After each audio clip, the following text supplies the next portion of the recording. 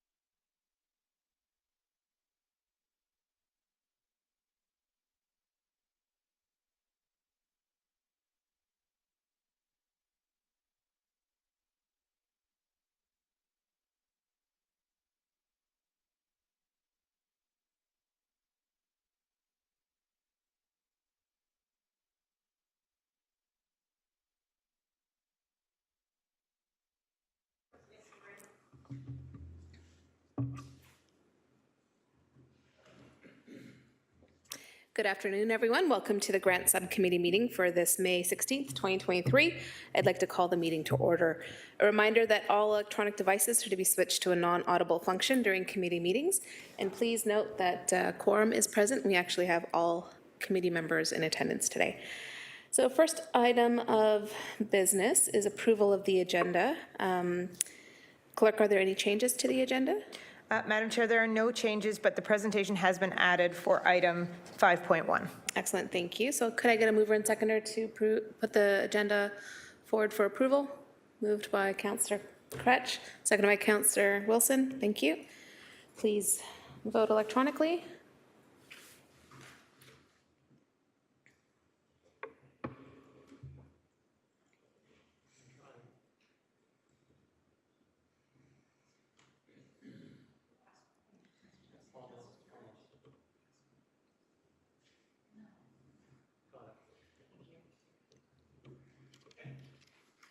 And that carries. Next up is declarations of interest. Are there any declarations to bring forward at this time, committee members? Seeing none, we'll then move on to approval of the minutes of the previous meeting, which was on March 31st, 2023. May I get a mover in Councillor Jackson and seconded by Councillor Francis. Any discussion on the minutes? Seeing none, it's before committee for approval.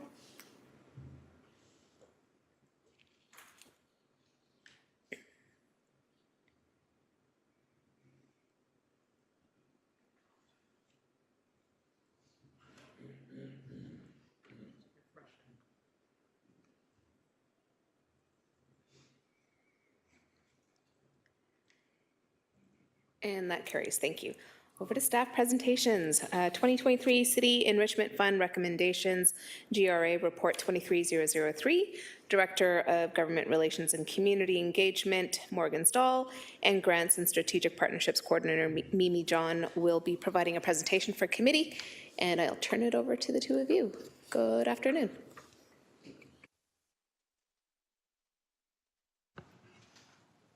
Good afternoon, thank you. Through the chair, my name is Morgan Stahl. I'm the Director of Government Relations and Community Engagement. As the chair stated, I'm joined by my colleague Mimi John, who is our Grants and Strategic Partnerships Coordinator. Mimi oversees the rollout of the fund. We are also joined by some of our colleagues in the gallery and online. Monique Garwood, who provides financial leadership to the fund, as well as our relevant subject matter experts, our program managers for each individual City Enrichment Fund program, who support the fund within their existing departments across the corporation. My remarks will be followed by a presentation by Mimi outlining this year's recommendation report, trends identified throughout the 2022 and 2023 City Enrichment Fund. Following Mimi's presentation, she will join me to answer any questions. As an annual grant program, funding rationale and formula has varied year to year depending on several factors, including the number of applications in each category, program funding envelope limit, returning versus new programming, adjudication scoring, strength of the application, eligible requests, and total applications received. We have also heard from the community through feedback by email, meetings with CEF, grants and program staff, by phone, and through our Equity, Diversity and Inclusion Survey concerns. The first being that returning groups have been favored over new groups. The second is that returning groups feel fixed to their original base request, which for many years has changed in a post-pandemic environment. And the third is funds being difficult to access for new groups. The community has also recommended that everyone with a passing score should be funded to some degree. The 2021 City Enrichment Fund Equity, Diversity and Inclusion Survey feedback was collected with the communication to the public and residents that the resulting information would be used to inform future decision-making. After careful consideration and extensive adjudication review, the following funding rationale is being recommended for this year in order to maximize and extend the dollars to reach more eligible groups. With this recommended funding rationale, 30% of new programs will be receiving funds, with 100% of all eligible applicants who received a passing score being recommended for funding. As staff, we are directed by Council to bring forward a funding formula and a rationale that does not exceed the approved and allocated overall budget amount.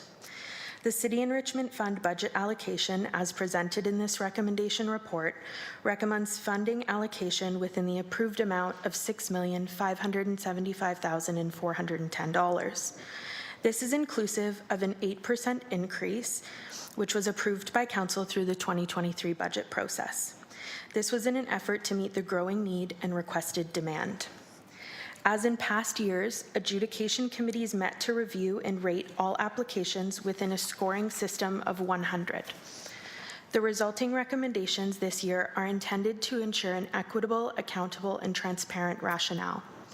The simplified rationale outlined in the report recommends 75% of the applicant request for organizations who scored 80 to 100, 61% for scores between 60 and 79, and funding not being recommended for a score falling below 60. It is important to note that while examining this rationale, we reviewed all potential options. If it is the will of Council to fund organizations that scored an A, meaning a numeric score of 80 to 100, there would be an additional $1.4 million required above the Council-approved budget to provide sufficient funds to all organizations. During the 2023 budget process, Council approved a budget of $6,575,410. Again, that's with the enhancement of $487,070. The total requests received for the 2023 City Enrichment Fund was $9,190,107. With this rationale, the report recommends that all applicants receiving a passing score be recommended for funding. This would mean that if approved for the 2023 CEF process, all 313 applicants who scored an A or a B will receive funding.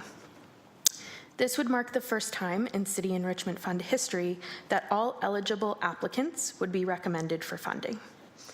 For context, our 2023 recommendations outlined 313 out of 337 applications being recommended for funding, which is nearly 93% of City Enrichment Fund applicants. In 2021, 286 applications out of 335 were recommended for funding, which is equivalent to about 85% of applicants overall, leaving 30 organizations who scored highly, either an A or a B, were unfunded due to funding envelopes running out. As another comparator, in 2022, 266 out of 317 applications, equivalent to 84% of overall applicants, were recommended for funding, leaving 22 organizations, again, who scored highly, ineligible to be recommended for funding as funds ran out in those envelopes. Members of Council will notice staff have used the grading system of A, B, C, and D on the summary sheets included in the appendices. We have adopted our grading system in order to ensure our granting processes are in line with other municipalities and large funders. We are also preserving the confidentiality of the applicant by showing a letter grade rather than a specific numeric score amount. The result of the reviews and recommended allocations are outlined in appendices A and B to the report attached. Each year, the application intake period are open for the first week of September to the first week of November. In order to support applicants, staff held 11 community-based workshops during the intake period in order to provide applicant support and guidance. In an effort to reach more applicants, staff also recorded these workshops and made them available through the city website. Our grant handbook and session presentations have also been made available through the City of Hamilton website. Our ultimate goal is to reach more organizations and ensure our applicants have the support they need for their program, application questions, budget, troubleshooting, and accessing our online portal. Applicants must consult both the general guidelines and the program-specific handbook in order to ensure all eligibility criteria is met. As a condition of the application, funded activities must take place within the City of Hamilton. The City Enrichment Fund reflects the city's long-term commitment and understanding of the value of our organizations to the community. The report recommendations this year are taking into account community feedback and an emphasis on equitable processes, accountability, consistency, and transparency across the fund overall for the 2023 funding cycle. Staff look forward to the grant subcommittee meeting and to council providing guidance on furthering the City Enrichment Fund. I'll now turn it over to Mimi.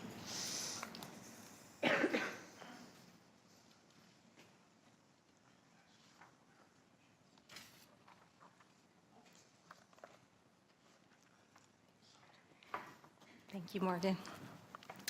Through you, Chair, good afternoon. Good afternoon, members of Council, City Enrichment Fund participants, members of the viewing public, and those tuning in from home.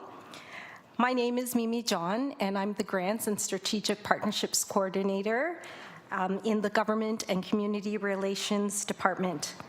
I'm here to provide a brief overview of the 2023 City Enrichment Fund's highlights and key themes for the 2023 application process and the proposed funding rollout. I will be walking through a brief agenda consisting of noted advancements in the fund, fund highlights, the approved budget, proposed funding rationale, the fund distribution and allocation, as well as equity, diversity, and inclusion results. In 2022, staff identified a significant need to join other funding bodies to address gaps in grants available to community organizations who were leading initiatives advocating for digital equity. And with Council's approval, we were able to implement this year a 2-year pilot program in digital equity. Council approved $150,000 over the course of 2 years, implementing the split with $75,000 from the City Enhancement Reserve Fund this year and another $75,000 to be allocated next year. A foundation has expressed interest in matching potential additional funding to successful recipients of the City Enrichment Fund Digital Equity Stream in alignment with the Foundation's interest in supporting digital equity and literacy in our community. We also were able to ensure that there was enhanced promotional efforts, promotion at municipal centers and libraries and other local agencies across the city. There was also increased opportunity to meet with City Enrichment Fund staff, and as well as meetings I've had as the grant coordinator with several of our community organizations across the city. We used various formats, including ensuring that there were physical copies of our applications at different local bodies, especially at municipal centers and at library locations. Very exciting this year, we were able to implement an equity, diversity, and inclusion data collection tool in our intake process. So this is the first time we've ever done that, where we're able to actually capture applicant selected data and see where the fund lies at. And we'll go through a little bit more of the results of that data later on.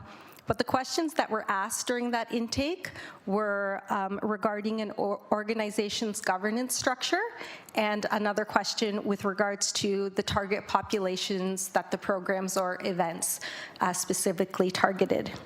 We also improved administrative efficiencies through a full cycle online platform. That platform, when I say full cycle and automated efficiencies, one of the feedbacks that we heard from the public was the automatic data feature. So once they apply with one application, automatically it would populate. If they wanted to put in another application, it would populate some of the common fields. So if it was the organization it's saved, organization's name, vision, mission, all of that would come up. It also provided features in efficiency, increased efficiency for applicants, adjudicators, and internal staff. Organizations were able to pause their applications. As staff, we could track their applications. We could identify where they were in the process. We could send them reminder emails this year, including any kind of missing information that was required. So that was automatically from the system. And for the first time ever this year, we were able to have final reports submitted online.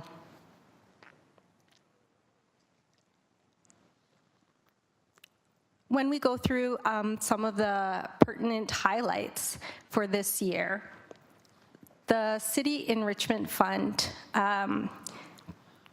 this year consisted of 337 consolidated applications. Those are consolidated applications. In terms of people submitting, it was way beyond that, close to 400, but we received 337 applications, and out of that, 313 were eligible applications for funding. For the first time in the City Enrichment Fund's history, all eligible applications are being recommended for funding. That's approximately 15 to 20% more than recommendations in previous years. And these recommendations for the 2023 City Enrichment Fund are intended to be simplified. The funding recommendation is consistent, equitable, and completely transparent.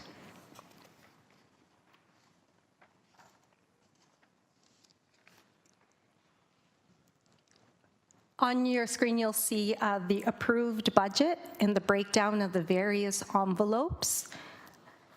The City Enrichment Fund continues to receive a significant number of applications that exceeds the amount of available funds. This year, to ensure greater equity within the administration of the overall fund, we requested and received an 8% enhancement to the fund, offered a new digital equity program stream, and are proposing that all applicants with a passing score receive funding. And during the 2023 budget process, Council approved $6,575,000 and $410, and the enhancement was specifically $487,070. Applicant requests totaled over $9,190,107. Funding allocation is recommended at $6,559,219, and that's inclusive of the digital equity stream. We also have $50,000 dedicated to an administration budget, which covers technology costs for the portal, marketing the fund, and any fees associated with adjudication as well as translation costs. The proposed funding rationale this year is that Category A, for a score of 80 to 100, would receive 75% of their funding requests. Category B, for scores 60 to 79, 61% of their funding request, and Category C, for 60 and for below 60, funding would not be recommended. The 2023 recommended funding rationale sees every organization funded to some degree. Every year, the funding rationale varies and is based on number of applications for that year, program funding envelopes, adjudication scoring, application requests. The 2023 recommended funding rationale being presented to the Grants Subcommittee today is not meant to penalize returning City Enrichment Fund applicants, but rather to maximize and extend funding to support increased CEF applicants that are eligible for funding. Recommendations and alternate funding rationales were also included in the report put forward to the Grants Subcommittee for your consideration and decision-making.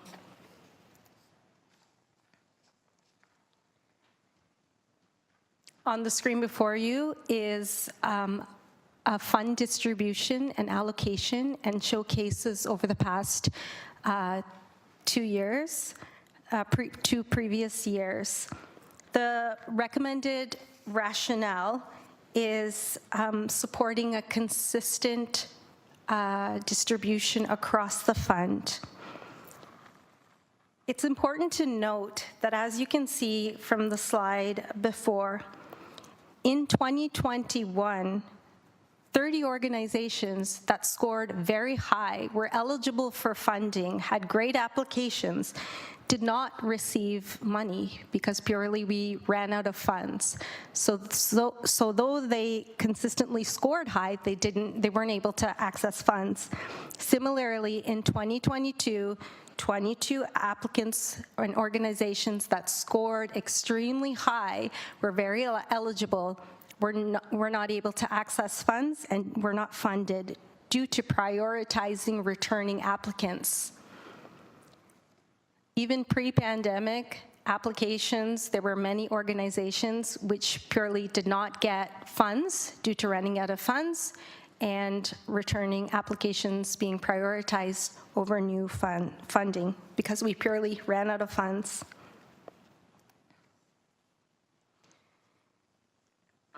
In our equity, diversity, and inclusion data capturing this year, we asked people about the makeup of their boards during application intake, and these were the results.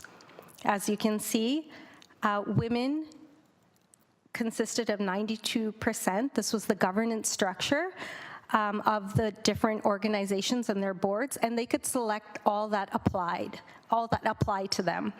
92% women, 62% racialized groups, newcomers, immigrants, 32% persons with disabilities, 1% persons with substance use and addictions, 1% low-income families, 3% seniors, 3% youth, 8% 2S LGBTQIA communities, and 13% Indigenous peoples. And the next question in that application intake, the results for targeted populations that we fund, and these are groups that are being recommended for funded. These are the 313. The results show that 19% are targeting rural and remote communities, 26% people experiencing homelessness, 28% older adults and seniors, 30% 2S LGBTQIA, 30% recent immigrants, newcomers, and refugees, 31% Indigenous peoples, 34% persons with disabilities, 34% women, 35% children, 37% youth, 42% people living in poverty or economic insecurity, 85% racialized groups, 55% universal access, and 25% non-official language speakers and francophones. Thank you very much, and I'll head back for any questions. Thank you. And while Coordinator John is making their way to the seat, we do have a speakers list open, and just a reminder that this is on presentation content only, and then after we're done our Q&A on the presentation, we'll receive it and then move on to the report where we can get into the nitty-gritty details around the report recommendations. First up is Councillor Jackson. Thank you.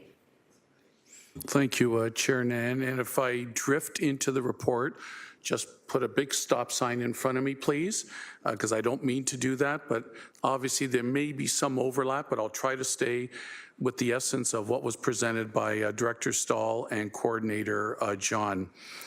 First of all, can I just say, Chair Nan, I don't envy the position and the work that those two women and their team have had to do on this enormous, mammoth, very difficult assignment. And I just want to say that up front. My respect for them continues and is enormous in terms of what they've done the last 5 months to bring something before us that they felt overall, in their professional opinion, was the best way forward. So I just wanted to preamble that, Chair Nan. Thank you for allowing me to do that. Okay, through you to Coordinator John. I just need some clarification and some explanations, please, on your presentation. So if this committee were to suggest that the A category people who are organizations who are receiving 75% funding, if hypothetically this committee said we wanted them to receive the exact funding they received in 2022, did I hear you say we would require 1.4 million? Through you, Chair Nan, please.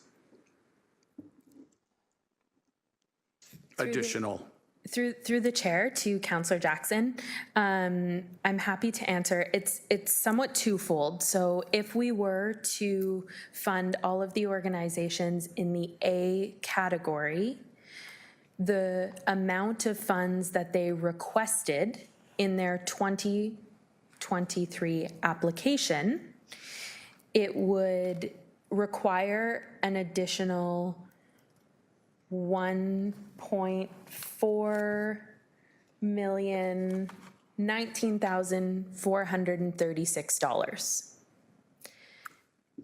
Thank you, Director. I put the question to the wrong person. Director Stahl, yes. So I wrote down 1.4. So again, to be crystal clear, 75% what you're recommending for the A's. If we wanted to give them that additional 25%, which in most cases that I went through very carefully, their funding request and what they received in 2022, to give them that extra 25% to make them whole, if you will, to last year, the committee would need 1.4 million additional dollars. Through you, Chair Nan? Councillor, I think the clarification was to the amount requested in 2023, but Director?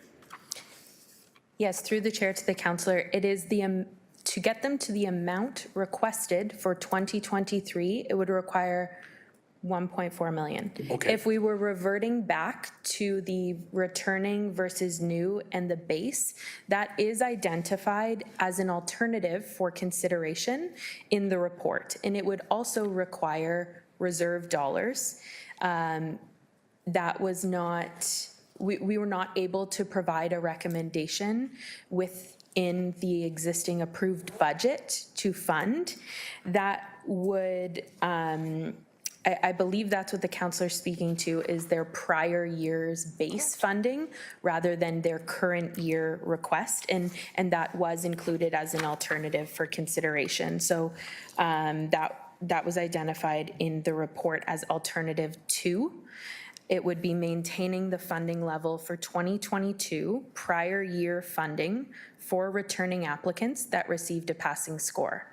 The challenge and perhaps risk associated with that is that many organizations post-pandemic, the scope of their work changed, and reverting back to a 2022 base, there were several returning applicants that did not apply in 2021 because the application period occurs from September 1st to November 1st in 2021 for 2022, where there were still some restrictions in place. Folks had a lot of uncertainty as to whether they would be able to gather in large groups.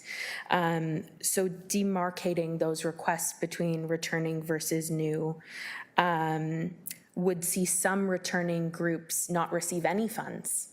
So I just wanted to make that clear and on the record as well. Councillor? Okay. So you threw a lot at me there, Director Stahl, and I appreciate your knowledge, which you have 100 times fold over me on the grants and CEF fund. Okay, so let me rephrase my question, Chair Nan. So forget the request of 2023. Under the A category, with what those groups got, they scored A this time, and they're going to only receive 75% of the funds they received last year. Funds that they applied for this year. Pardon me? 75% of the funds that they applied for this year. Okay, I'm looking at a lot of these groups, and I see what they got 200,000, for example, last year, but 75%, even though they scored A, they're only going to be recommended for 150. Is that correct? For 75% of what they requested, yes. Okay, so that's in my humble opinion, I've heard from many groups, that's going to be problematic. Yep. Thank you. Okay, so we're on the same page. I'm understanding clearly that's going to be problematic because it is a form of saying, yeah, you scored great, but you unfortunately will not get the same base that you got last year. Is there currently, through you, Chair Nan, an appeals process that staff have through you? Through the chair to the councillor, we do not currently have a formal appeals process. Okay. Next, thank you, Director Stahl. What is the reserve we currently have available, please, through you, Chair Nan? Through the chair, I will defer to Financial Coordinator Monique Garwood for that information. Good afternoon, everyone. Monique Garwood, Business Administrator supporting the City Enrichment Fund. The current uncommitted balance, and I say uncommitted because we do have commitments to fund the digital stream for next year. So we have total available funds of $887,050. 887,000, Administrator. That is uncommitted in our reserve. That is correct, Councillor. Thank you very much. And Coordinator John, what did you mean that you said there were approximately 400 applications, but you did some form, or they did some form of consolidation to get us down to 337 that you reviewed? Please explain that to me. You lost me on that. Through you, Chair Nan. Through you, Chair, Mimi John, Grants Coordinator, to Councillor Jackson.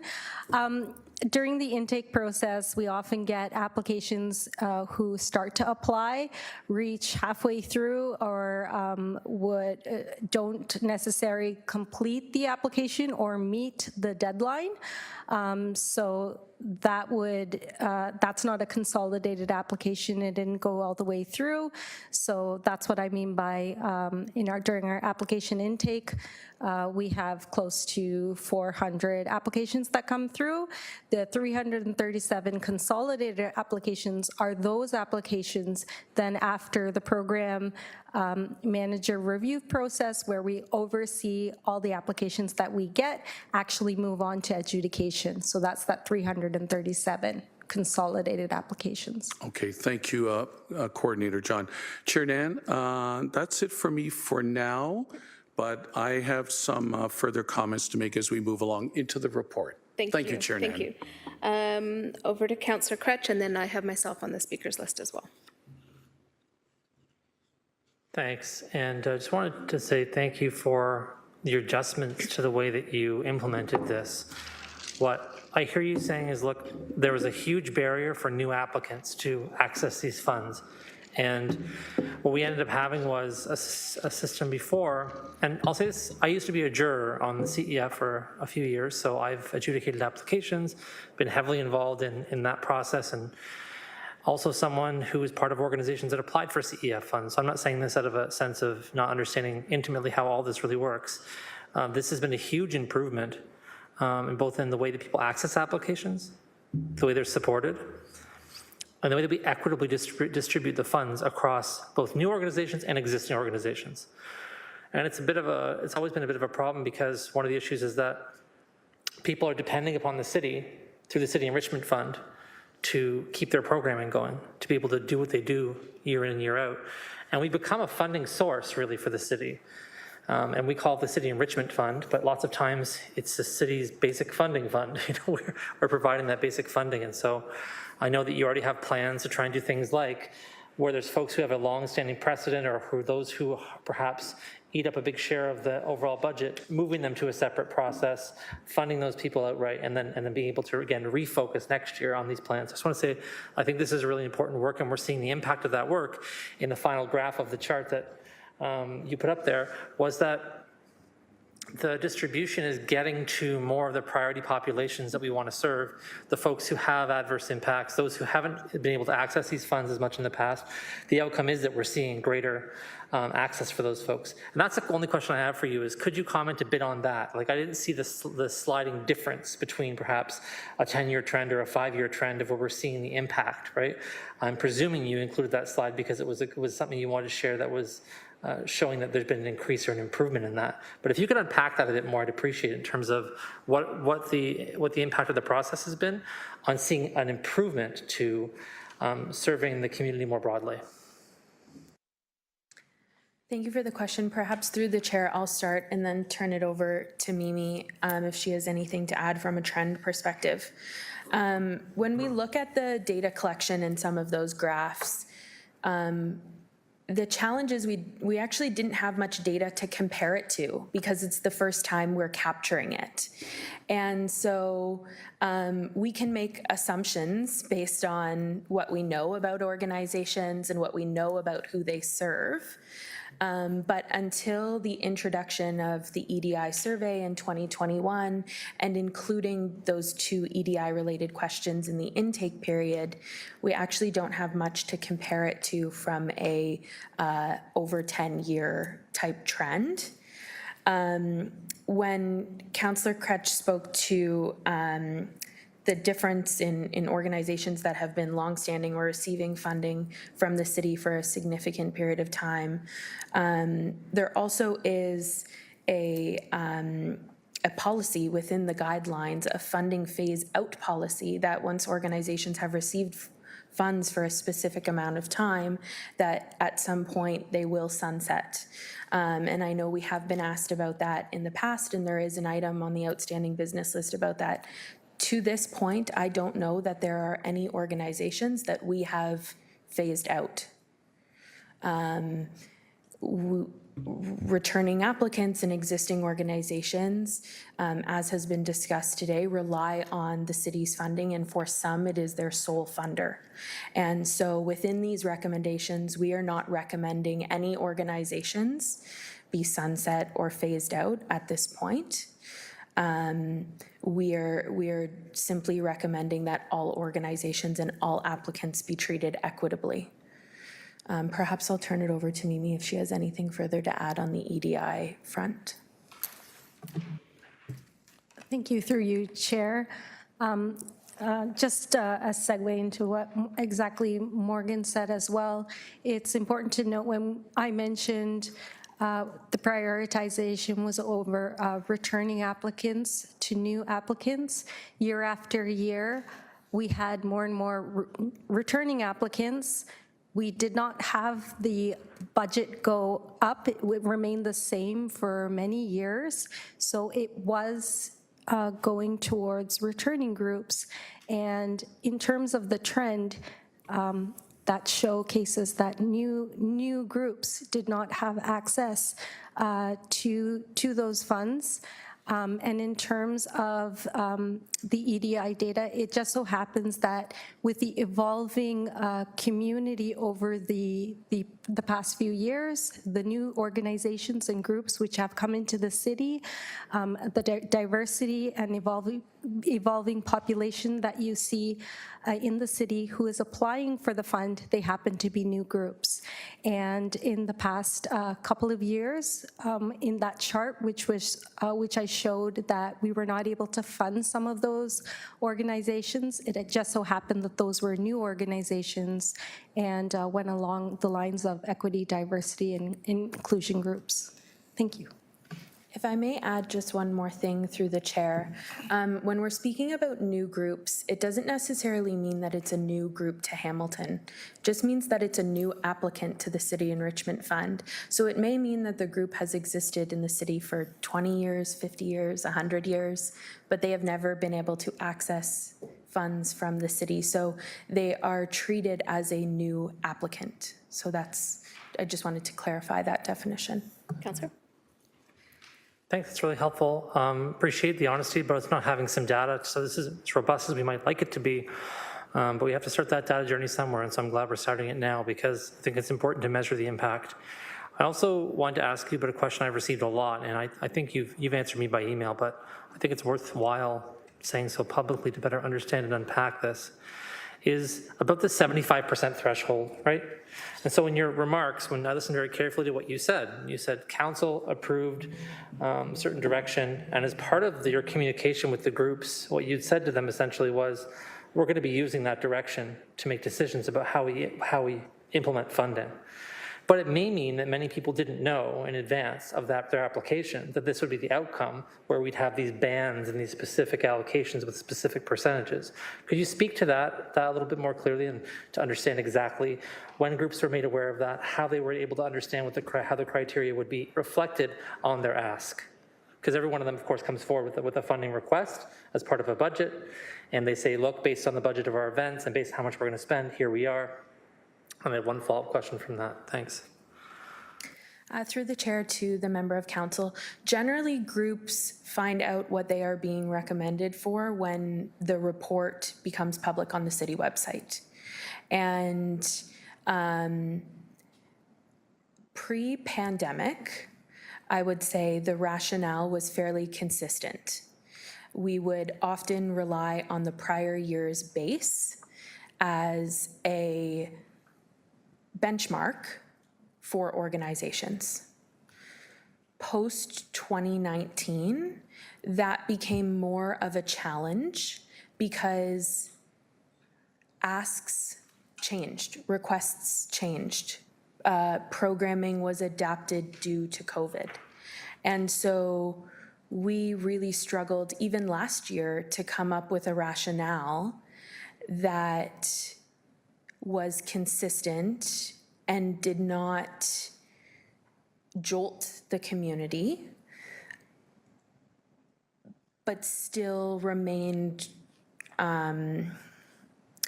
true to fair and equitable processes. And so last year we reverted back to a 2019 base, and reverting back to a 2019 base last year was a challenge because, again, that was a pre-pandemic year, and requests had changed for a number of organizations, whether returning or new. Thanks, that's helpful. So I think your answer to my question you're saying is no, people didn't know before exactly how we would change this metric, right? And this was a significant change, regardless of whether or not, like, I don't disagree with what you're saying at all. I'm just making sure we really are clear that we had a certain way of weighting and evaluating all these things. Great. We changed that thing, but we weren't able to give people notice of that change because we made that change based on the council direction we had and made that change based on a number of factors that we thought made sense post-COVID, looking at pre-COVID numbers, that kind of thing. But the applicants wouldn't have known about that kind of funding allocation change in advance. Through the chair, that is correct. I would perhaps reframe, the weighting and the scoring stayed the same. What differed was the formula and the funding rationale, which has always changed year over year. But I agree, this is perhaps a bit of a divergent from the status quo. Thanks, that's helpful. The last question I had was about, without doing rudimentary math myself, which I love doing, but without doing it anyway on every single application, it begins a bit tricky to know where groups have reached that 30% threshold, where groups haven't reached that 30% threshold in terms of funding from the city. I'm just, it's more of a comment, not a question, to say that maybe we can find a way of including that, because when we look at the different funding requests, right, and then we see what the allocations are, some groups are closer to that number than others. Some are very far away from that number. Their budget is like $10 million or whatever, and they're asking for $5. People are saying, well, my funding allocation, I need to hire, I'm asking for more because this may be the only funder we have outside of our own organization's funding. So I think that kind of data and information in terms of overall city funding, money they're getting from requests as a percentage of what they have, since we seem to care so much about that number, and that number drives so much of the decision-making we have around the city and the way we fund people, that'd be super helpful to know. Also great for councilors to have that information so that they can know if if they're offering funding for something specifically from a ward budget or from an area rating budget, they have a sense of how close they are to that limit. Again, always can do the rudimentary math ourselves, but I think it's maybe helpful to have that information just really clearly displayed there what percentage this is, especially if there's secretly something else going on there, meaning if this city enrichment fund is only a piece of the funding they're getting from the city, right? They may be getting a city funding from $5,000 somewhere else. Where like seeing all that really transparently, this may be the only opportunity we have to see that transparently. So I think it'd be important to do if we could include it in the future. Thank you, Councillor.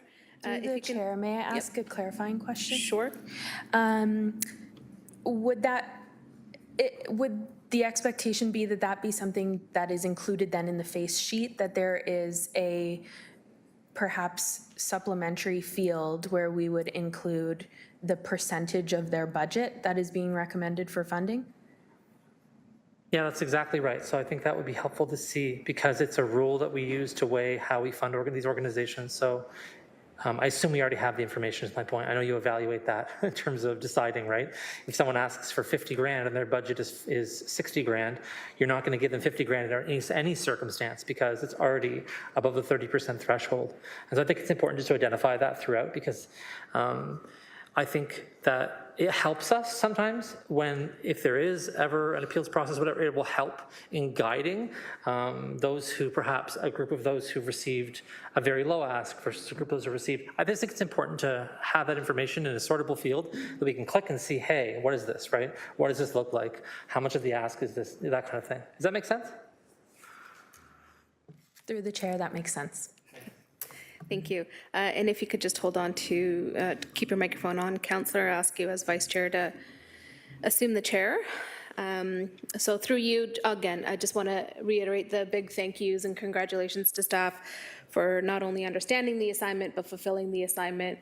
It was back in 2019 when I had the privilege of serving on the Grants Committee and raised the question about EDI and how the city has underperformed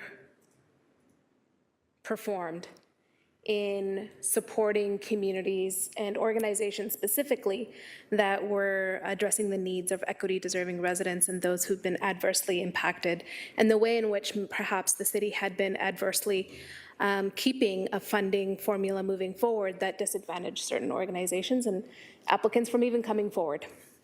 So 2019, and then in 2021, we had the survey developed that enabled our applicants to start sharing some information for us, which gets us to this point, Councillor Kretsch, in terms of having some data that we can begin working with moving forward as a municipality to be able to tell a better picture and a better story about what we're funding and supporting in our community. So thank you for that.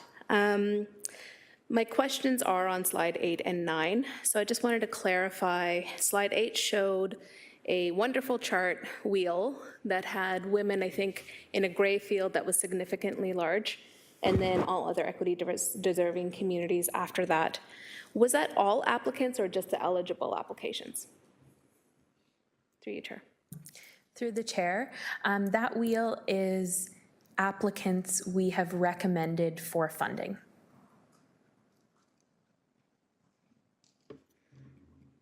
Thank you. And then is that also the situation for wheel on slide 9? Through the chair, correct. Excellent.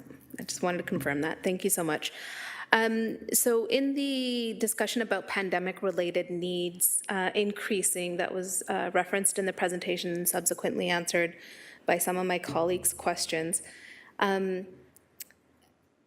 is there a specific category under which we're seeing those needs increasing? Like, I would assume that it's community services. Are there other categories as well in terms of applicants that are noticing a drastic increased need since the pandemic? Through the chair, perhaps I can draw some conclusions and trends here.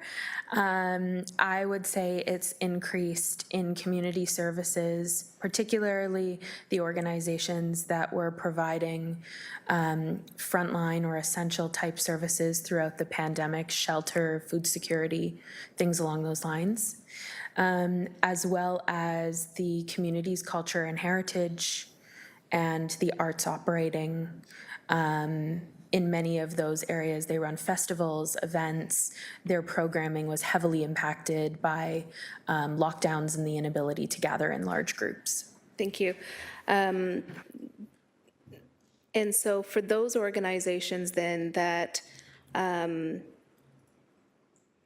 seen their pandemic-related needs increase, and they also scored in category A, is it for this committee's information that we're recommending 75% of their application come forward, but are we feeling sufficient as a municipality that we're enabling them to meet that increased need in the pandemic? So if community organization A has seen a drastic increase in their frontline service support to pandemic-related needs, and we're saying we're only going to fund you 75%, are we anticipating an impact in terms of adverse impact for them to meet their mandate now that it's increased?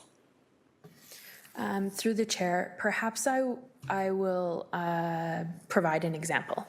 Please, thank you. If organization A has always applied to the City Enrichment Fund for $50,000 Yep. every year, year over year, and we reverted back to the returning versus new base funding, and they received $50,000 again, despite the fact that in 2022, they requested $100,000 because their needs changed. Well, they needed $50,000 in a pre-pandemic world. They now need $100,000, and they identified that through their application. They're now getting $75,000 rather than $50,000. And I think that is the trouble with reverting back to this prior year. And I also want to express that this was the recommendation that we felt was most aligned based on the data and funding and assessment.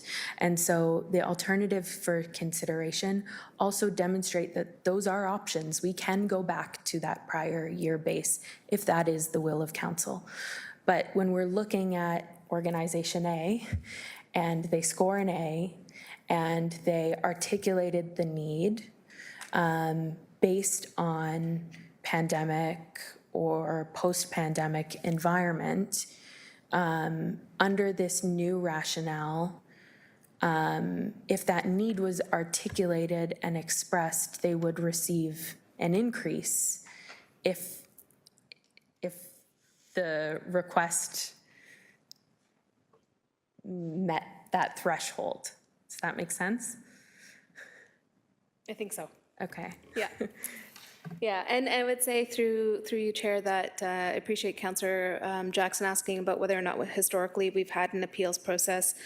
Committee members will know I sent an email around saying that I do intend to move a motion, not at this point, but when we get into the report recommendations that would enable us to move forward with an appeals process, primarily because I've heard from many colleagues around the full table about some of the impacts that are anticipated at a 75% funding rate, especially for those frontline community services and those who graded at a category application, and for majority of them in the 90 percentile. So for them, I feel like we do need to provide an opportunity.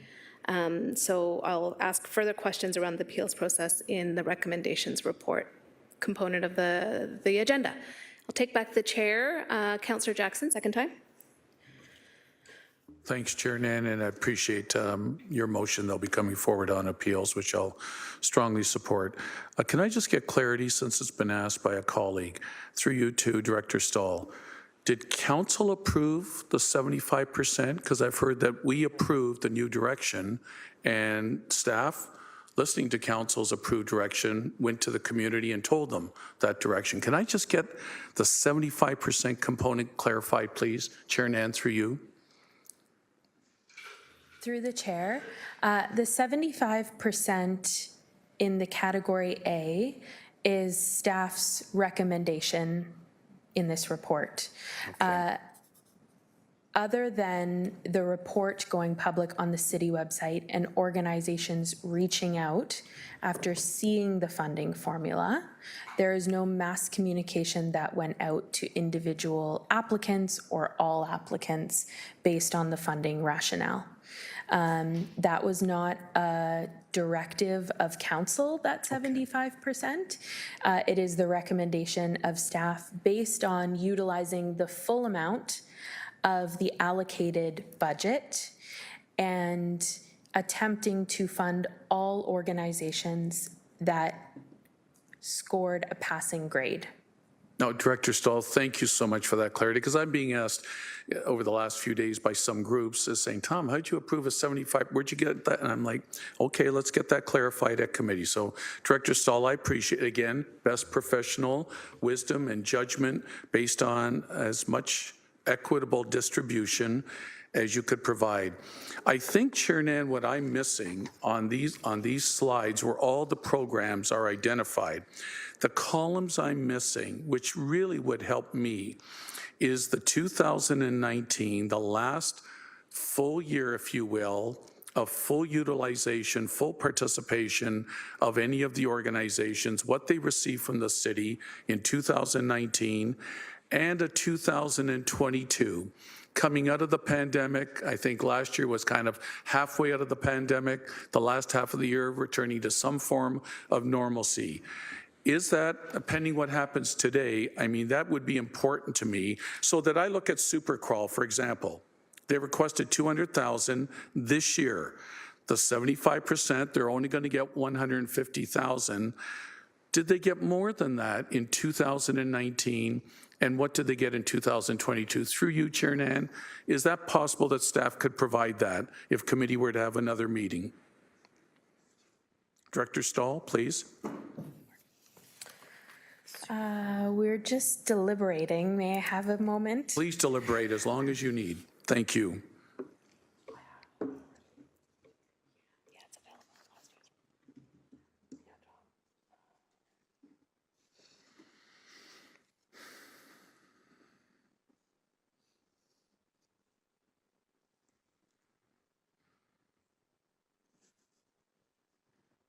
If I may offer, Director, also, those reports were still public from last year's deliberations, correct? Those charts would still be available to pull up?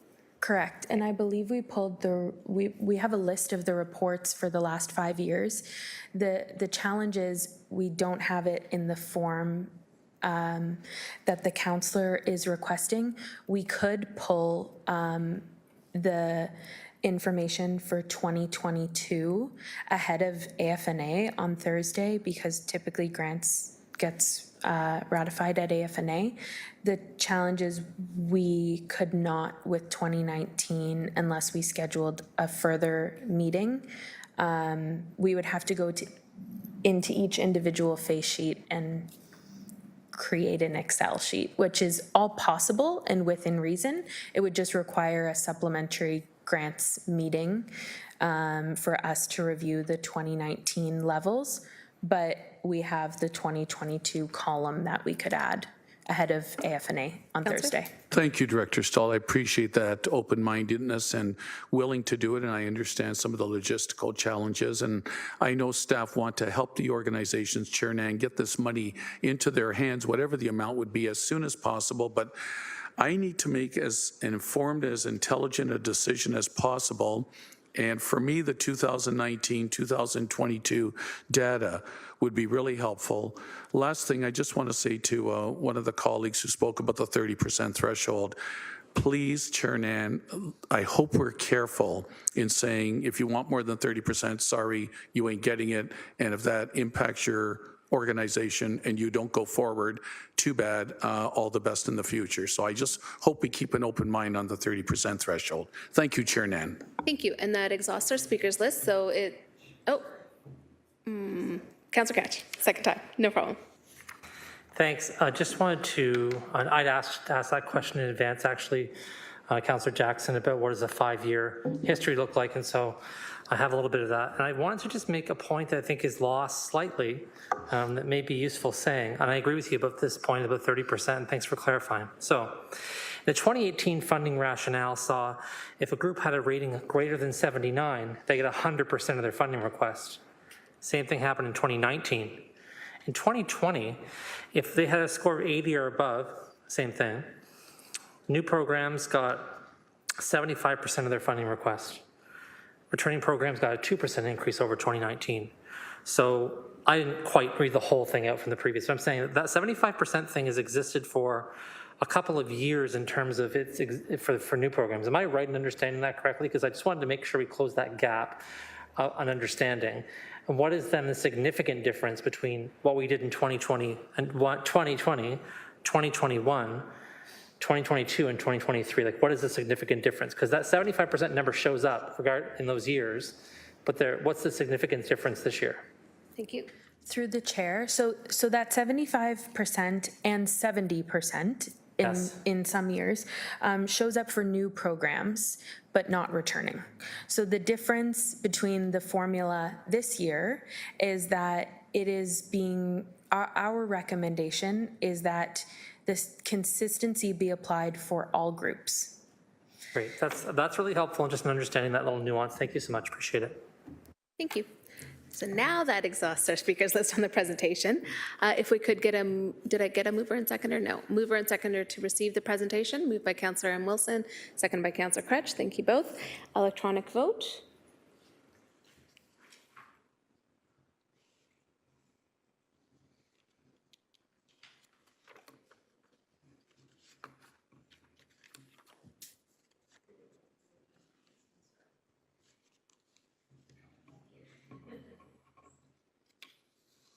And that carries, thank you. And on to the report now, if I could get a mover and seconder so we can put it on the floor. Again, Councillor Wilson and Crutch, thank you both. And speakers list is open.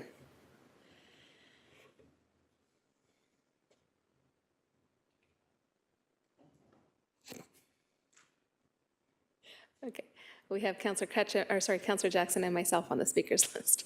Thank you. Go ahead, Chair. If you wish to go first, go ahead, please. Well, as I indicated, thank you. I'll pass the chair off to Councillor Crutch. And through you, I wanted to move that in consideration of the organizations that may appreciate an opportunity to share back with the city now that this information is public, that they're a successful applicant, they're getting 75% of their application funding. However, dear city, that is going to have adverse impacts in our ability to operationalize our plans for this year or for this year and next year. We're being hindered from our capacity to grow to meet our need as it relates to pandemic increases or otherwise. So I will move that that any applicant organization adversely impacted and hindering operational capacity due to recommended funding request amount, report to the City of Hamilton City Enrichment Fund staff by June 2nd, 2023, indicating implications that are hindering their successful carrying out of programming according to appeals requirements, and B, staff report on the appeals process and recommendations upon concluding the appeals process back to this grant subcommittee. That'd be moved by myself and seconded by Councillor Maureen Wilson. And I think Before I get there, I think the clerk wanted to jump in briefly. Oh, Sorry, just through the chair. So is that an amendment to the report recommendations? Yes. Okay, so this would be to add, instead of A and B, it would be adding additional subsections to Correct. the end of the report. Okay, I just wanted to clarify. Thank you. Thank you so much. Back to you, Councillor Nam. super helpful. I think I've already said it. I've heard from a number of councillors around the table who don't want to be put in the position of having to field direct questions from only organizations in their ward or citywide. Councillors then having to feel like they have to advocate on behalf of specific organizations and applications. I think it puts some of my colleagues around the table in an awkward position. And frankly, as we're moving towards this new era of a grants program in the city that is transparent and accountable, I think this is an appropriate process to move forward. It gives those organizations an opportunity to report back to the city formally, make their concerns well heard, and then assessed professionally as well, and then brought back to this committee for consideration for any additional granting. And it's my understanding as chair, and having asked staff previously, that should this committee then engage in reviewing those appeals and granting additional funding, that those funds would then need to be allocated from the Community Enrichment Fund reserves, so that we do not tie up any funding being first at this meeting, and instead enable the remainder of those recommendations to go forward, and that those organizations that are aiming to enrich our community go ahead and get on with their business and good work. So, Okay, is there any questions, any discussion or debate on Councillor Nan's amendment, item number C? I see Councillor Tattison. I would just like some understanding of staff's capacity to handle an appeal process, or is that going to be done through us here? And if that's something that they can do within that timeline that you've suggested. Anyone who wants to take that question? Through the chair, staff will accommodate an appeals process because we want to ensure that the community is heard and that the community receives funding that is sufficient to maintain their operating levels. It will be challenging, but we'll do it and we'll figure it out, and we'll ensure that it is as seamless as possible for applicants so that there is not additional onus on them to go through a secondary application process. I appreciate that positive response and go-getter attitude. I do have one other question then. If, say, one applicant has 5 lines in their applications that say total $18,000, would the appeal process then accommodate them all in one, or would they have to have 5 separate appeals? Through the chair, I just want to make sure I understand correctly. Are you asking if an organization has multiple programs that they have applied to? Yes, that's what I was trying to convey. Thanks.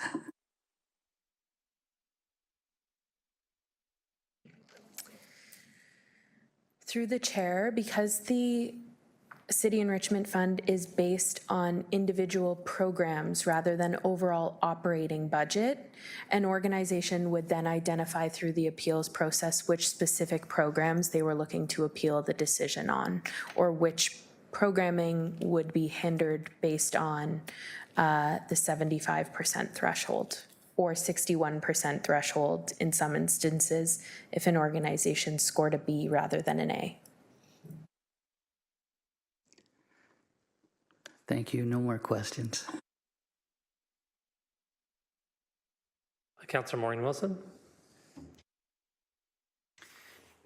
Thank you, through the chair. Let me just premise my remarks. I will speak to the motion, but thanking staff for the journey of this. I'm new to the committee and not willing and not wishing to revert to a more ad hoc approach, which positions elected members in a spot which may be politically advantageous, but corporately not.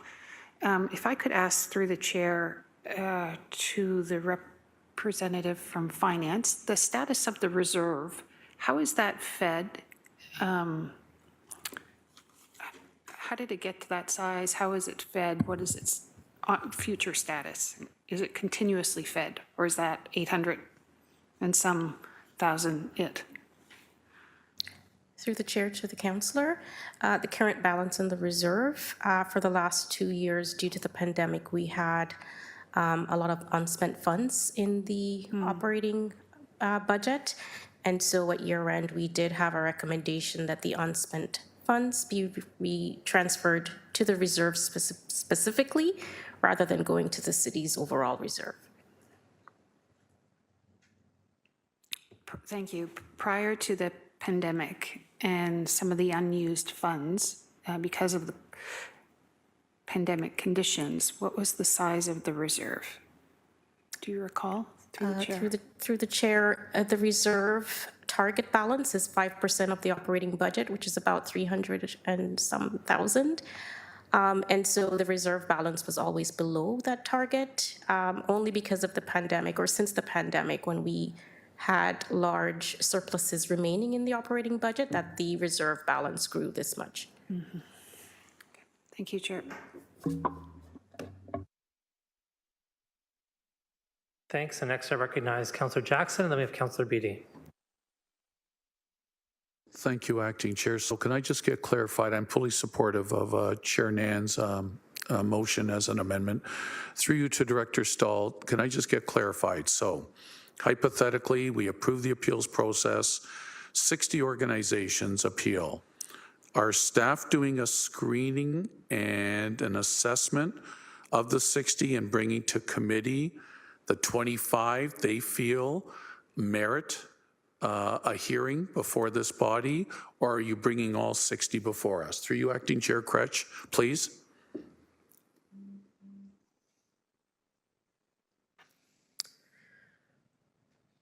Through the chair, perhaps that's something that this body shall decide. I think from an administration perspective, we have an idea of how an appeals process could occur, and it could be a simple fillable form to applicants, and that would be overseen by the grants coordinator. In terms of coming back to this body with a recommendation, there's a couple solutions I can think of. One perhaps could be utilizing a set amount of the reserve. Another could be based on the score of the original applicant. It could be determined based on a further financial review. I think staff is open to the will of this committee and the direction to inform that appeals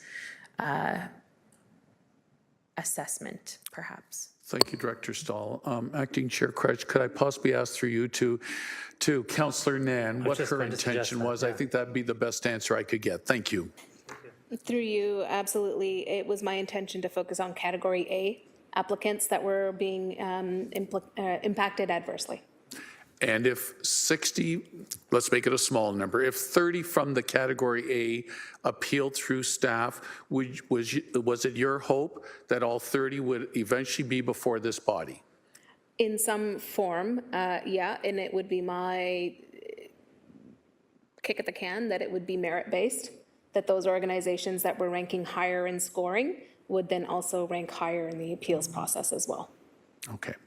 Thank you, That's Acting. my take on it, but No, I'm open to committee's input as well. It's a good starting point. Thank you, Acting Chair Kretsch. Thank you, Councillor Nan. Councillor Beattie, welcome to the Grants Committee. Hope you're having fun. Oh, so much fun. Thank you. And thank you for allowing me to address the committee. I really like the idea that's been presented by Councillor Nan. I'm very supportive of that. And I believe that from here it would go to AFNA and then to Council for final support. And I would intend to support it the whole way through. My question is along timelines in terms of the appeal process. A number of these organizations are very dependent on the funding to implement their programming and up against very tight timelines. If a shortfall is going to have a major impediment on their ability to proceed or to undertake their programming, I'm trying to get a sense of how quick the turnaround would be on an appeal process so as not to have a negative impact on their programming should they be successful, or then again, what would happen after the fact should the appeal process fail, I guess as a part B, in order to ensure that these organizations are still, for lack of a better term, made whole and able to proceed. I might put that question to Councillor Nan in terms of if you saw an ask to staff about when they might return. With what I'm hearing, let me just clarify the discussion to make sure I'm hearing this correctly. There's going to be an appeals process. That appeals process will target the folks in Category A. Those people will be allowed to put an appeal in. You'll figure out how to do that. You'll bring those folks back with their appeal request, right? In some kind of form that we can look at. And this committee then will deliberate on how we may award items from the reserve. The only thing I think we're missing right now is the timeline when that might come back so as not to adversely do that. And I would leave that to Councillor Nan maybe to comment on if you had one or if you wanted a recommendation from any of your colleagues on that. My sense roughly was if applicants get back to our staff by June 2nd, and I guess this would be bunted back to staff, by June 30th, I think we need to have this resolved in order to not adversely impact our granted organizations. To staff first, if you don't mind. Does that sound possible to you to do that time frame, and for us to be able to schedule something here before June 30th so we can have that decision made so that people are still, because June is typically when they expect to, there's a ratification process that goes through, to go through AFNA and council, so we'd probably need to have a meeting here halfway through June. Do you think that's possible for you in order for us to get to that timeline completed? There's only one council meeting in June, I believe, which of course makes that slightly tricky. Elsie McCray, would you mind expounding on that? Not a problem. So through the chair, the last AFNA in June is June 15th, and then council would ratify decisions on June 21st. So that would mean a grant subcommittee meeting would have to happen before the 15th of June in order for it to go to the AFNA on June 15th. Otherwise, you're looking at July 13th is AFNA, which would mean a meeting of grants possibly the week of July 4th. Don't want to suppose too much, but I want to just outline again. I think it's a collation and tabulation and back here type of exercise instead of an assessment, which I think would be possibly doable. I'll leave it to you. Through the chair, I'm looking at Elsie McCray because if we were to come back prior to June 15th, that AFNA, we've already surpassed maybe the clerk's timeline to get that report to you. So I think logistically we would have to work through that. From our perspective as staff, I believe if it's a simple tabulation and the report was walked on the floor, perhaps, like that, the timing is tight because AFNA happens on the 15th of June. I don't want to overcommit, but I think that as staff, we could probably tabulate those results and be doing it as they come in up until June the 2nd. I also, based on my recommendation, feel we could approve the existing recommendations to flow those funds to organizations in the interim.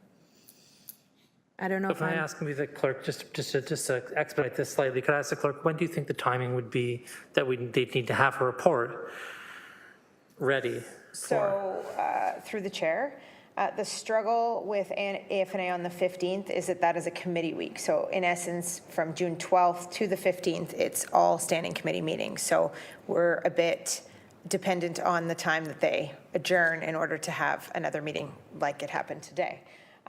If we were going to have a meeting on, say, June 8th or June 9th, typically we would publish the agenda on June 2nd, which is when the applicants will have to appeal by. So that would make it a bit tricky, but certainly we could publish the agenda and then have the report early that week, early the 5th or the 6th.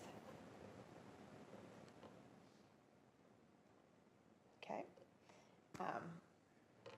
It is a bit challenging to get, if the appeal process ends on June 2nd, in order for them to get the data, get it to clerks in a timely fashion to book and have a meeting, it becomes a bit of a challenge, to be honest, to have it ratified by council on June 15th. Back to you, Councillor Beattie, for the moment while people are ruminating here.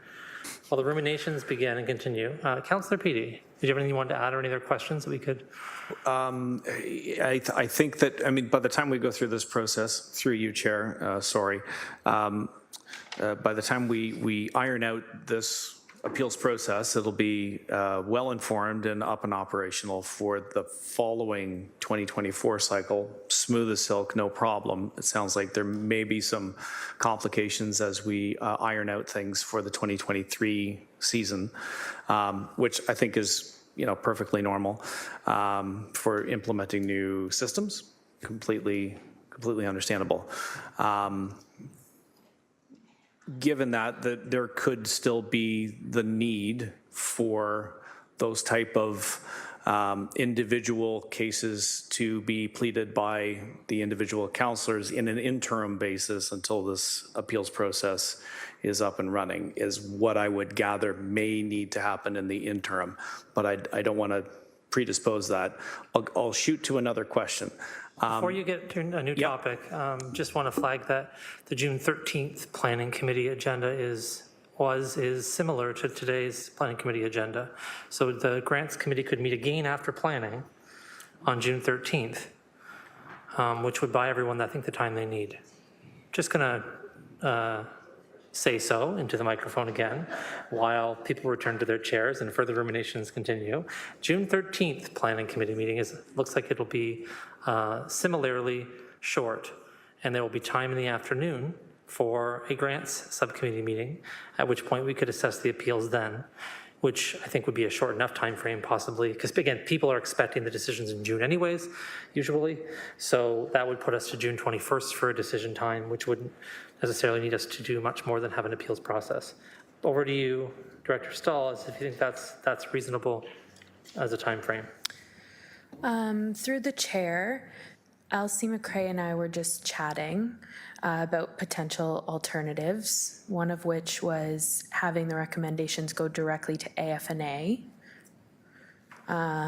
rather than a grants subcommittee meeting, which has been done in the past. Throughout the pandemic, we went directly to AFNA because we adopted a phased approach for CEF, so it's not completely unheard of. So that could potentially be solution one, or solution two, the 13th option. I have two concerns, and perhaps I can express those. The first being giving the community sufficient time to participate in an appeals process, and the second being being able to provide thorough and thoughtful recommendations and not feeling like it's rushed or pushed through. So I just want to make sure that if the expectation is to collect the data and provide it to inform the decision, I think that's something surely we can do in that timeline. If the expectation is for us to provide a recommendation on which organizations should be prioritized throughout that appeals process and do a more comprehensive assessment, I don't know that that gives us sufficient time to do that with additional financial review or an analysis per se. Okay, so I think based on everything I've heard, A is the answer, meaning the former, meaning that we'd want you to collect and bring it back to us for a decision, and then we could possibly do that June 13th. Does that seem okay if that's the case? We're not asking for recommendations to come forward and a comprehensive analysis to be done by you on the appeals process. We're just asking for you to provide the input for the appeals, right? And then to produce the output of the appeals. So we can meet and discuss it on June 13th. The only reason I'm reticent to go to AFNA is simply because I think that the work of the subcommittee is somewhat important in terms of us being the kind of tribunalish body here, because we're the ones who have monitoring this kind of thing on a regular basis. Like, happy to go to AFNA, but it's 2 more days at this point, and I think the 13th is probably fine. Does that seem okay to you if we do that in terms of your 2 asks? And make it very light in terms of what we're asking from the community is, right, and in terms of the appeal, we don't have to require a lot from them, so people will feel like having 2-ish weeks will be enough time for them to get an answer back. Given all those fabulous conditions, where do you stand, Director Stahl?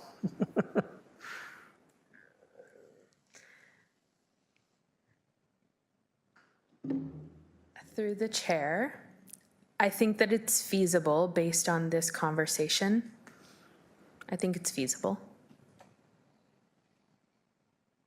I'm looking to my colleagues because it's going to take some lifting.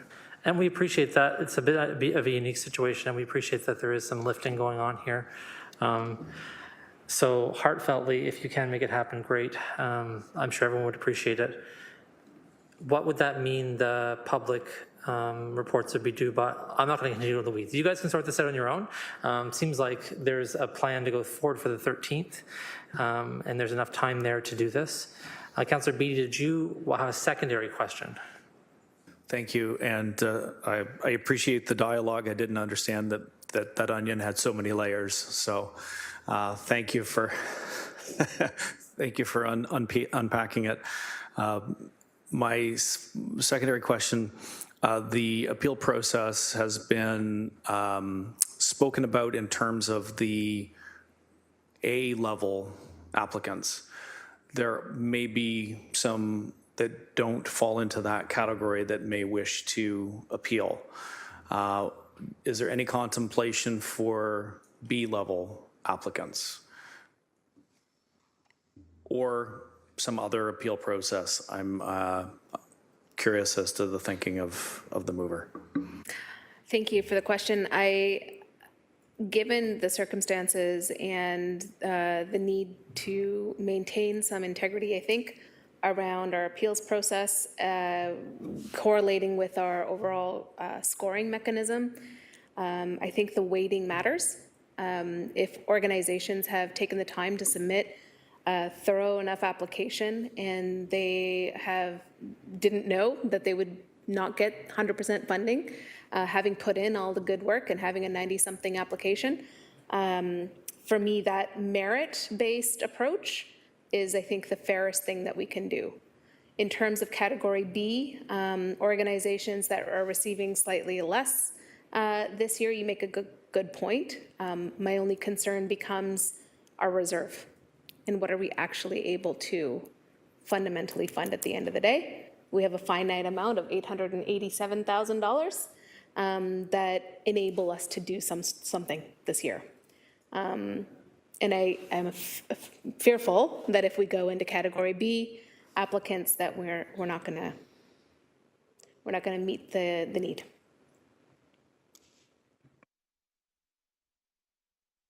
Okay, I'm not seeing other speakers. Did you have anything else, Councillor Beattie? Okay, so Elsie McRae.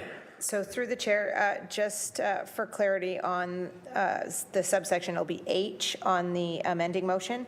Do you want it to be more clarified, saying with specific focus on applications in category A and to the grant subcommittee by mid-June 2023? Would you like that added to it to just... Yep, I had language here, thank you, through you, Chair, to the clerk. So any successful category A applicant organization. And then language as is, and then what would become the new G. I'm fine with that saying by mid. If you wouldn't mind putting that up on the screen when you're ready, just so that all of us gandering can gander.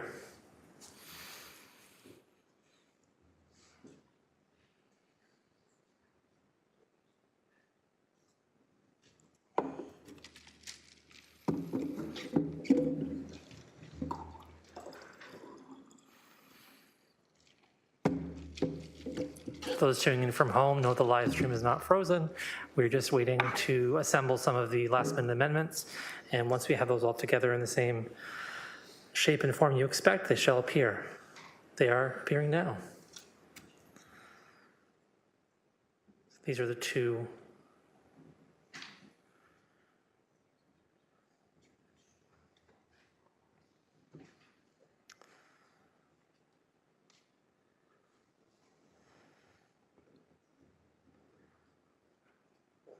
Okay, I think it's on the screen. I think we've had a look. I don't have anybody else on the speakers list, so we will, if it's okay with everybody, go to the vote.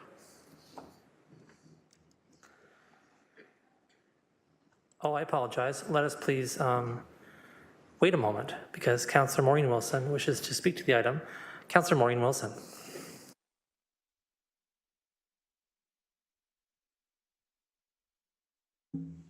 Sorry, Chair. Just for my benefit, could I ask through you to staff just a summary of maybe a basic matrix they may be providing.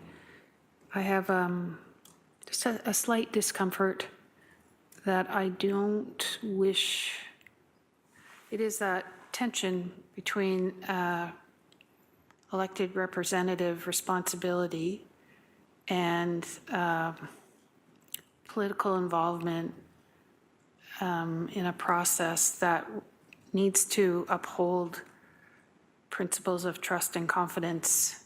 So if I could just ask for a summary of what they think, I know they haven't done the work yet, but what they believe might go into inform a matrix that does not pull elected members into a decision of having to decide who gets something and who doesn't. Can I just clarify one thing, just to make sure I understand? Because the ask, I think, is just that they put in a request for appeals, right? And then people will put in their appeal request. Is what you're asking is what they'll be asked to provide? Yeah, and So not a matrix in terms of criteria selection, which we would obviously be the tribunal making those decisions, but you're asking staff on what would we be making the decision? what questions would they ask the appellants?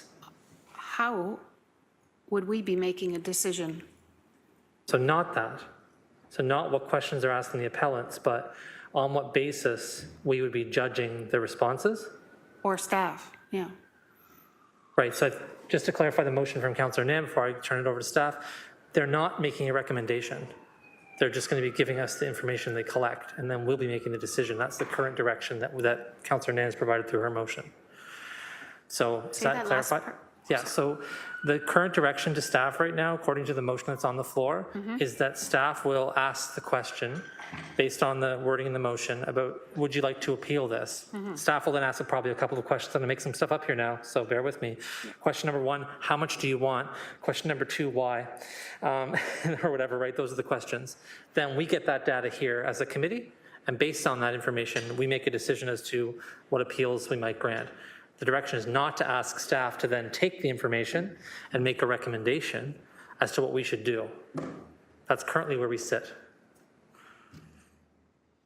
If that helps you with your question at all, I'm not sure. If it doesn't, I'm sorry. I just want to make sure that staff know what you're asking. Yeah, go ahead. Through the chair to the councillor, perhaps we would use a similar matrix that we used with the one-time enhancement grant, where it was very simple questions about where an organization stands and what they need in order to meet the operational demands. So based on my recommendation, the merit and score would be taken into consideration in addition to an organization demonstrating the financial need and strain on operating capacity given the 75 and 61% versus 100%. Thank you. Thanks. Sorry for the intervention there. I just wanted to make sure. Did that answer your question, Councillor Wilson, in terms of the criteria we're going to use? Any comments you wanted to make or anything further? Making sure.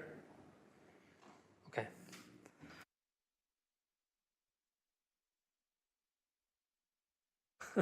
I think we can vote now. Sorry, should left the microphone on.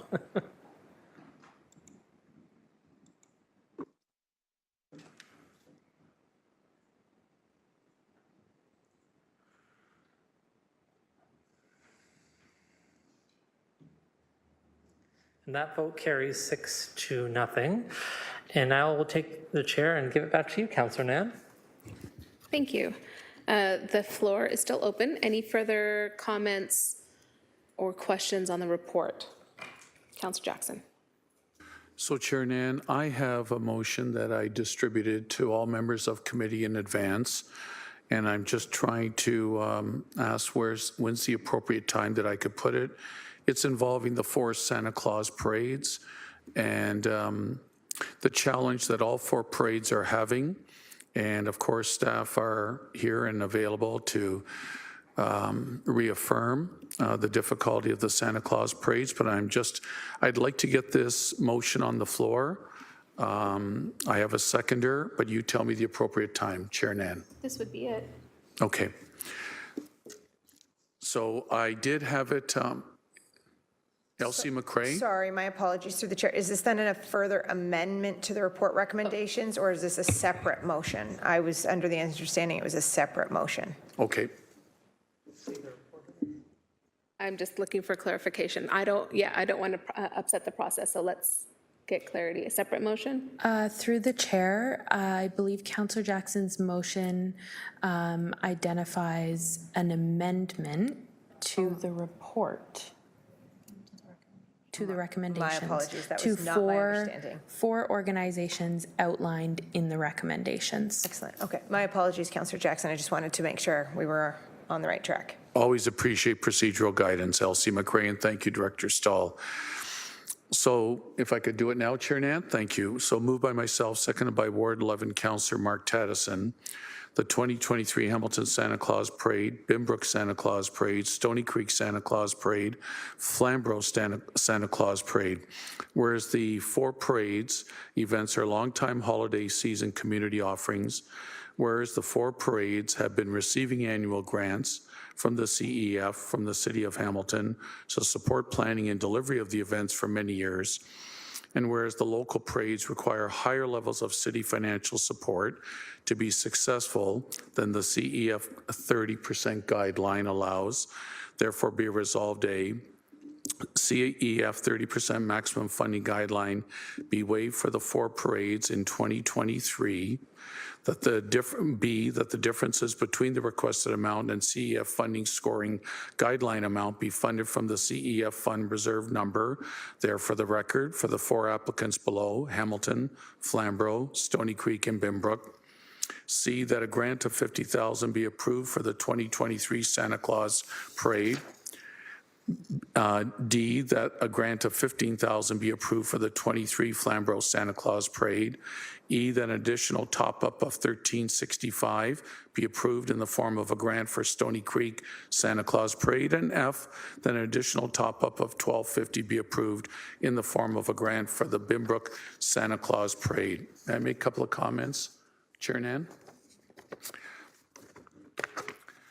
So, members of committee, I'm close to the organization of the Hamilton Santa Claus Parade, and pre-pandemic, obviously, the parades flourished. I'm not as close to the other 3, but they all obviously are hosted in our city and across the different geographic parts of our community.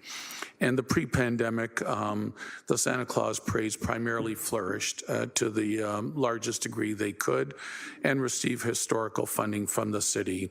Through the pandemic, I'll speak for the Hamilton Santa Claus Parade, Chair Nan. They obviously were diminished in what they could do. And so they basically took their roadshow with Santa Claus to a few outdoor neighborhood parks during the pandemic. All 4 parades, to my knowledge, having met with staff, and I want to thank Director Stahl, Coordinator John, and Director Brooks Joyner for helping me with the language of this motion. All have struggled to try to get back to the level of and stature of the parades that they've been able to put on in the past. They need funding beyond the 30% maximum guideline threshold. And in all sincerity, Chair Nan, they are potentially on tenterhooks if they don't receive the additional funding. And I'm hoping through the committee and the reserve we have that at least these parades can continue for 2023. And if this motion is approved, then it would give staff an opportunity further to dig deeper into what is happening within the organizations. Is volunteering a possible conundrum and difficulty? I just would hate for any part of our community, Hamilton, which is in the downtown, Bimbrook, Stony Creek, or Flamborough, to ever have to consider that they wouldn't exist in the future simply because an additional amount of funding was requested, but unfortunately it didn't meet our threshold. Seconded by Councillor Tattison. Thank you, Chair Nan. Thank you. Next up, we have Councillor Crutch. Yeah, thanks for this. I think respectfully, this should wait till the appeals process. I don't think we should be doing one-offs in advance of the appeals process. There's no reason why it can't wait a few weeks for that discussion to take place. That's the whole point of having an appeals process, I think, is to allow us to have a decision where this is asking for $50,000-ish in total, maybe close to $60,000 in total, which represents a not insignificant portion of the $887,000. Then we have to make that decision with respect to the rest of the decisions we have to make. So I'd move that we defer this to that time so we can have the discussion about every organization at the same time. And if there are cases individuals would like to make about specific organizations, that seems like the more appropriate time to do it rather than getting ahead of it. I think we just made a good move here as a committee to be like, look, we have an appeals process. It's equitable. Everyone gets a chance. These folks can all do that too, right? In saying, hey, I don't think I've got enough money here. Here's the reason why I think I should have more to meet the needs, and then have that discussion at that time. That's my preference here, and that's what I'm going to move that we do. Okay. Any further speakers? Councillor Beatty? Thank you, and through you, I had a conversation actually, ironically, this weekend with the organizers of the Stony Creek Parade. Did not know that this motion was coming forward, so there's some alignment of timing. The concerns are real. The organization is on tenterhooks, as you said it. The volunteers that put together these parades across, I can only assume that they're all in similar situations. They're volunteer run. They're stressed out. They're trying their best. My question to Councillor Jackson, I don't know if you are able to provide whether or not the parades are a grade A or grade B applicant in terms of grade C. So then they would not be applicable for the appeals process based on what we're outlining. Would that be correct? They wouldn't be based on what we just approved in terms of category A applicants being able to appeal, correct? However, what I heard in Councillor Crutch's comments is perhaps this motion could be deferred to the meeting where we're dealing with the appeals. So deal with our appeals of category A's first, and then Councillor Jackson's motion on the agenda that day. Is the way I understood it, but, and I see nodding, so. Okay, I'm just, I have no vote on this, I'm not on the committee, but I'm trying to understand for this group or others that don't meet the grade A criteria. I think the suggestion that's being floated is that they could appeal at the June 13th meeting or in advance of the June 1st deadline. I'm just trying to No, I line up appreciate it, Councillor Beatty. how they go about doing it. You're speaking to what, it does create a messiness. And, you know, the goal has been trying to move us towards an equitable, universal, consistent application review adjudication process that is clear and transparent, where we are communicating our expectations to applicants so that they're very informed about how to be a successful applicant moving forward. Building capacity in our community is the goal of the Community Enrichment Fund. So it does create a bit of a conundrum for this subcommittee to deal with, but as you mentioned, as a guest to the committee, 2023, it looks like we're going to iron out some details and hopefully have a smoother process in 2024 as it relates to that pre-conversation with our applicants to be the most successful. So I would say any applicant who finds themselves in a C category, that they should be getting on the phone perhaps after the appeals process with our staff to find out what else could they be doing to submit more successful applications. I could otherwise be also going through this entire list and picking out other equally important events in our city across different neighborhoods. And this does create a bit of an inequity at this time. So I'll just name that as the chair and see if committee members have any further wait, so that was a deferral motion? We didn't have Referral? It would be a motion to defer. There wasn't a seconder. So either if Councillor Crutch has a seconder for his motion, we could vote on that. Or alternatively, if not, it's up to Councillor Jackson if he wants to carry on with the motion at this time. Got it. So for Councillor Crutch to see a seconder, I did notice Councillor Wilson had her hand up, and we are still speaking to Councillor Jackson's motion as well. So I'm going to entertain that and then come back to Councillor Crutch. Thank you, Chair. Just procedurally, I can speak to the motion without discounting myself perhaps from seconding a deferral? Correct, because, yes, you can. Okay. Respectfully, I'm challenged with this motion because, as you had probably garnered from my comments, I think it's incumbent on us to ensure fairness. And as just referenced by the chair, I'm sure any one of us could go through the list and choose a very worthy, needy, and holly and, you know, cheery equivalent. And but we have to stick with a process that builds confidence in the process. And I very much admire the good work of staff in doing that and getting us on this road. So I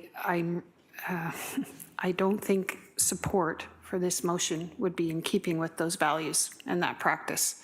But if committee wants to have that debate subsequently, I refer the motion. I just won't be able to entertain it when we do so at that time. Okay, any other speakers on the Councillor Jackson motion? Councillor Jackson. So Chair Nan, I'm just, first of all, if a deferral will allow these organizations that don't meet the A category of the appeals process we just approved, which I supported, to at least as a special exemption come forward, I'll support the deferral motion at this time. When can I make a closing comment? After we deal with this motion? Closing comment on the report? Yes, On everything? on everything. Yes. Can I make that now? So hold on, let's Should I deal hold with on your for that? motion. Fair enough. Let's deal with your motion All right, first, fair since it's enough. been Thank moved and you. seconded. And just to clarify the process, the motion would be deferred to the next committee agenda as it reads in its entirety. It wouldn't be necessarily integrated into the appeals process because the appeals process that we've just Okay. approved speaks no. specifically to category A applicants. So then I have, thank you, Chair, for your clarification. So then I have a problem with that because then the organizations, as Councillor Beattie has said for Stony Creek, I'll speak for Hamilton, they won't have the opportunity then to come in here to tell you why they may not exist in the future because we don't want to be a body that gets involved and somehow takes from the holistic aspect of policy and equity. I'm wondering why we're even sitting around this table then. Let staff have the policy, let them move forward on EDI, and you know what? We don't need to even meet as a grant subcommittee. Staff can bring the whole recommendations forward, let the chips fall where they may. If some organizations don't exist in the future because we didn't have any extenuating circumstances from an individual standpoint, so be it. I will definitely be recorded opposed to that.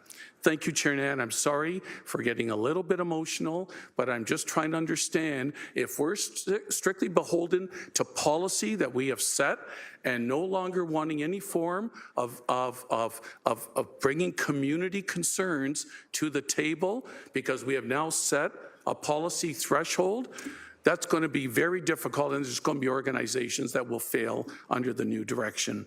So I'm hoping, Chair Nan, at least the deferral will allow these organizations to have an opportunity to speak before this committee. If that's not the case, I'd rather just let my motion stand, and then if it's defeated, so be it. The message can go to the 4 organizations. They may no longer exist. Thank you, Chair Nan. I appreciate that you're having an emotional and passionate moment, Councillor. I just want to make sure that staff don't hear anything as being, negative towards their good work in fulfilling council's direction. And the necessity of this committee moving forward within that framework is very, very clear in our mandate. Over to LC, just a quick question. If this motion is deferred to the next grant subcommittee, like all subcommittees, any motion that's on the agenda is available for delegation, correct? That is correct. Okay. Just wanted to clarify that, Councillor Jackson, so that is an opportunity. That's available to anybody for any existing motion that goes on the agenda. Okay, so over to you, Councillor Crutch. Are you deferring the motion? Do you have a seconder? Yeah, I'm just gonna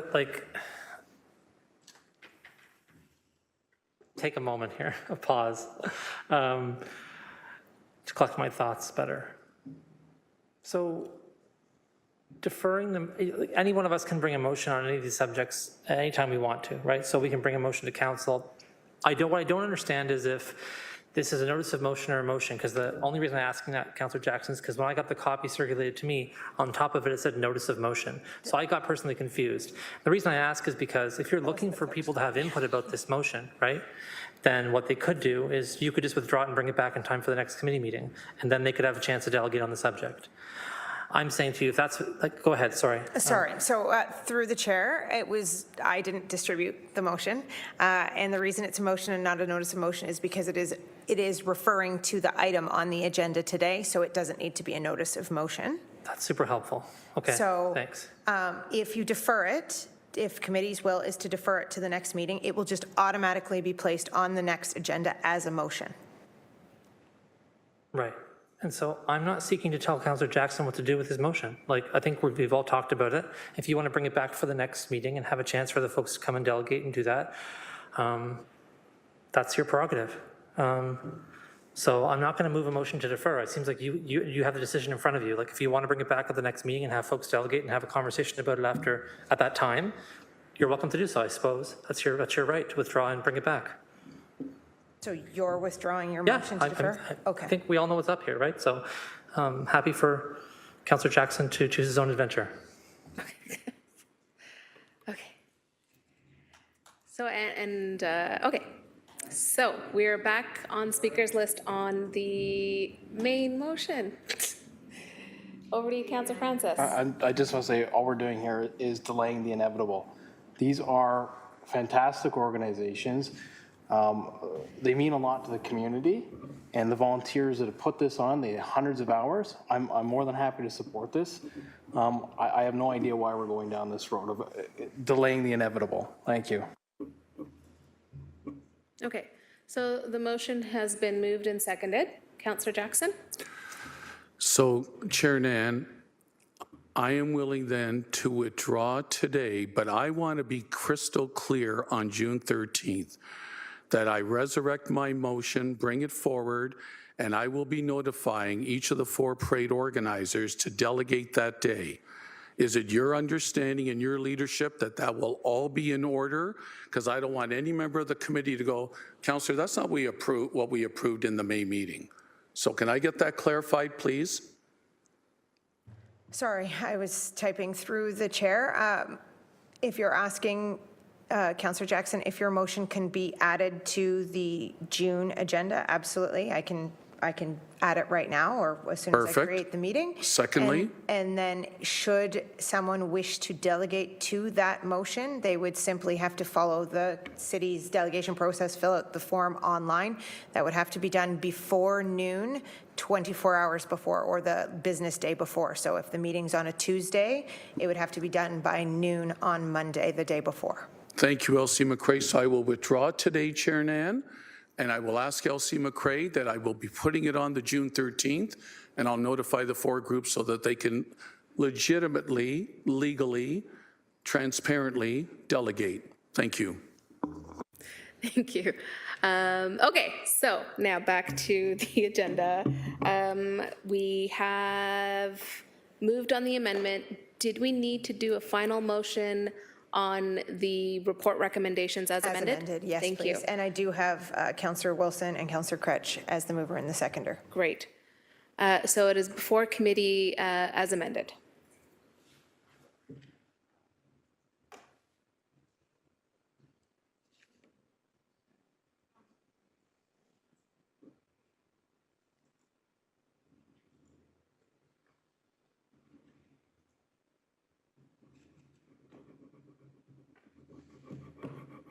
That carries. 4-2. So now on to next item on the agenda is adjournment. May I please get a mover and seconder on the adjournment? Moved by Councillor Taddison, seconded by, who else wants to get out of here? Councillor Kretsch, thank you. And no discussion. Off you go to vote.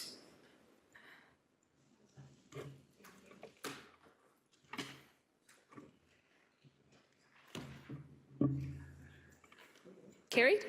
Thank you. Thank you, everyone, for your work today.